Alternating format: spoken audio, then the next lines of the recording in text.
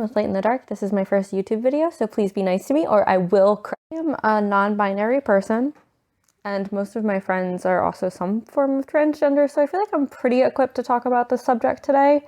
I'm going to talk about transgender headcanons and why they're important to people. So I'm going to go over a few characters that often get the transgender headcanon treatment.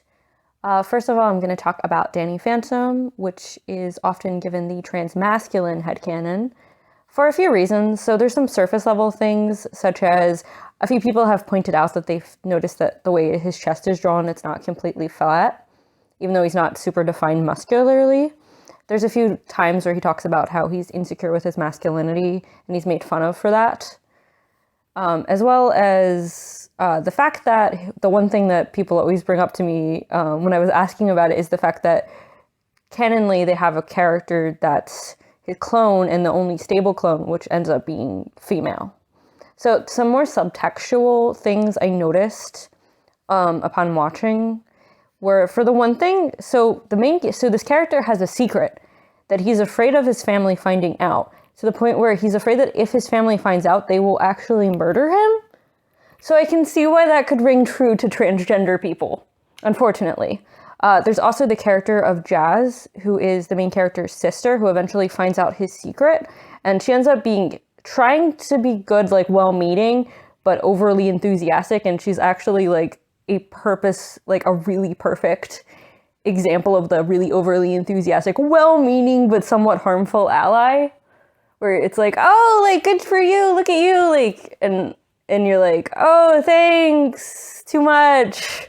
So the next example I'm going to talk about is also from Nickelodeon, also from the 2000s era. So I didn't play on that, but it ended up being kind of interesting.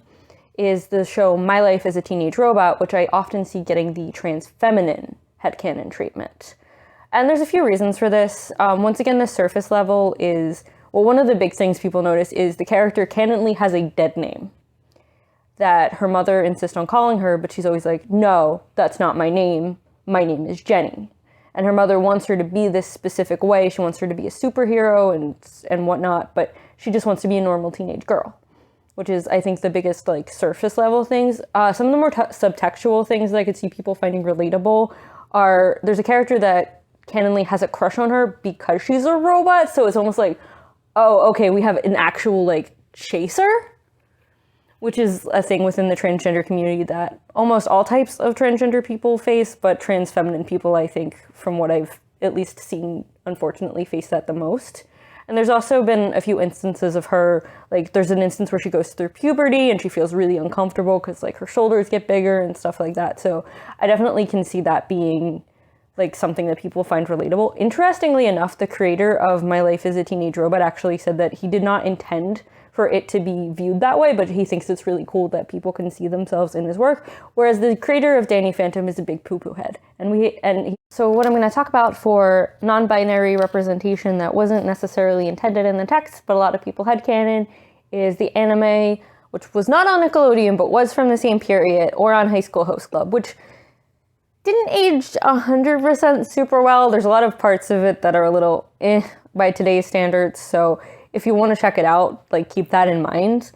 But one of the main things is the main character, while she is considered a girl, she doesn't seem to really care much about gender one way or another. She seems like a really interesting representation of, I would say, gender fluid person, in that she's comfortable with being perceived either way. And her dad is a cross-dresser as well. They call him her dad and they use he, him pronouns, so I'm not really sure how to, but I would say like both, like it seems like it's a family of gender non-conforming people. So it's a very interestingly portrayed.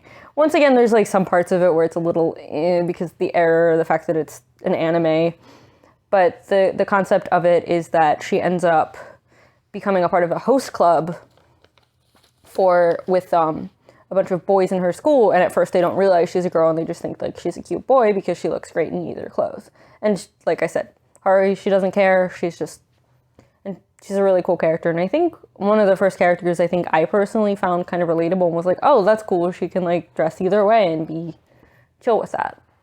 Essentially, transgender people just want to see ourselves in the media we consume just like everyone else. So when we don't have it, we try to make it ourselves.